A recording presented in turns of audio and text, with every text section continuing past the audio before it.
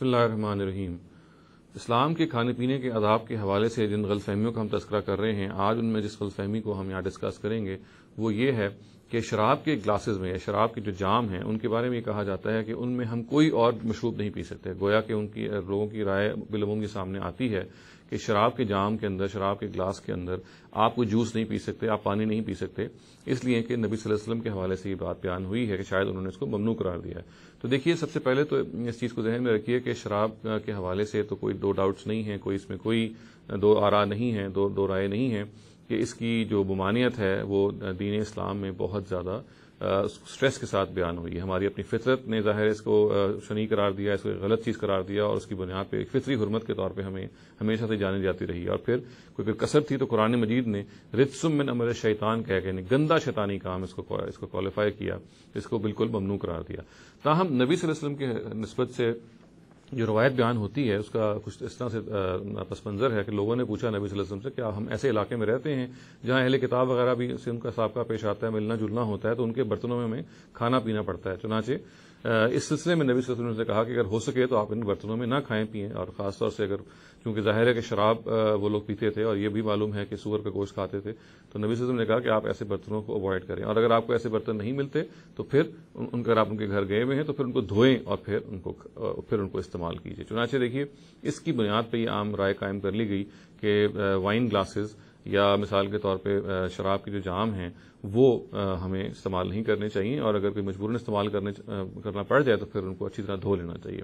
دیکھیے، یہ بات پھر اپنے ایک پس منظر میں اس کو سمجھنا چاہیے، اور اسی پس منظر میں اگر یہ بات سمجھیں گے تو بڑی معقول بات لگے گی، ورنہ ہمیں ظاہر ہے کہ لگے گا کہ یہ کیا بات ہوئی کہ اگر ایک صاف ستھرا گلاس ہے، بے شک وہ وائن کا گلاس ہے، تو اس میں ہم کہیں اگر جاتے ہیں، کہیں ہوٹل میں جاتے ہیں، کسی گھر جاتے ہیں، وہ صاف ستھرا گلاس اگر موجود ہے اور بالکل اس میں کوئی شراب کا شائبہ نہیں ہے، تو محض اس بنیاد پہ کہ وہ شراب کا گلاس ہے اسے کیوں نہیں استعمال کیا جا سکتا۔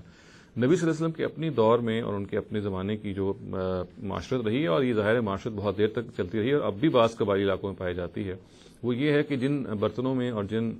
گلاسوں میں عام طور سے کھایا جاتا تھا ان کو اس طرح سے دھویا نہیں جاتا تھا، اور یہ کوئی اس طرح کی چیز بھی نہیں تھی جس میں کوئی نکیر کی جا سکے اس زمانے میں۔ زمانے اور تمدن کی کروٹ نے پھر اس چیز کو پیدا کیا کہ نہیں، آپ جس کا برتن میں کھا رہے ہیں اس کو لازماً آپ پوچھیں، اچھی طرح صاف کریں اس سے پہلے کہ اس کا دوبارہ استعمال کیا جائے۔ گویا کہ عام رواج یہ تھا کہ اگر آپ نے پانی پینا ہے، کوئی مشروب پینا ہے، آپ نے کھانا کھانا ہے، تو جن برتنوں میں کھایا گیا اس کو بس کھا لیا گیا، اور اگلے دفعہ جب استعمال کیا گیا کسی اور شخص نے اگر اس کو استعمال کیا تو اسی برتن کو لیا اور اس کو بغیر زیادہ دھوئے اور صاف کیا، اپنا کچھ میں کھانا بھی ڈال لیا اور اس برتن میں اس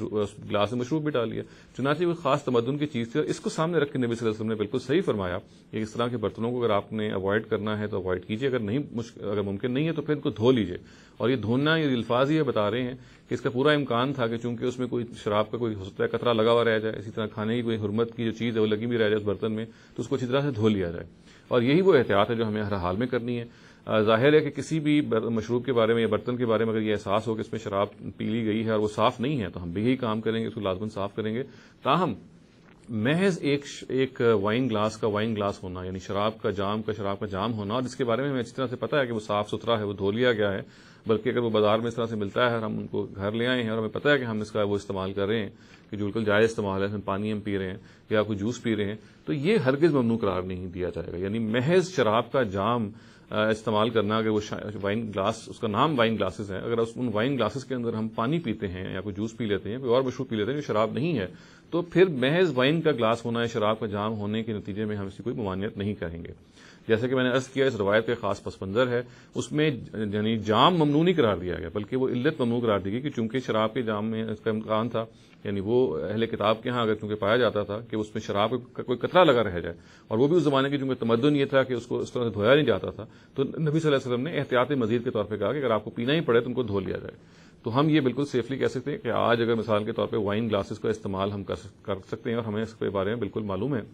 کہ وہ بالکل صاف ستھرے ہیں، تو پہلی بات تو یہ ہے کہ ہم اس کے بارے میں کوئی تردد میں مبتلا نہیں ہوں گے کہ ان کو دوبارہ دھویا جائے۔ اور اس سے آگے بڑھ کے اگر ہم شراب کی قسم کے جو شراب کے لیے گلاس بنائے جاتے ہیں، جو شراب ہی کے پینے کے لیے بنائے جاتے ہیں، اگر ان کو خرید کے ہم گھر لے آتے ہیں اور ان سے ہم مثال کے طور پہ پانی پیتے ہیں یا جوس پیتے ہیں، تو اس میں بھی کوئی ممانعت وارد نہیں ہوتی۔ اقول قولی ھذا واستغفر اللہ لی ولکم ولسائر المسلمین والمسلمات۔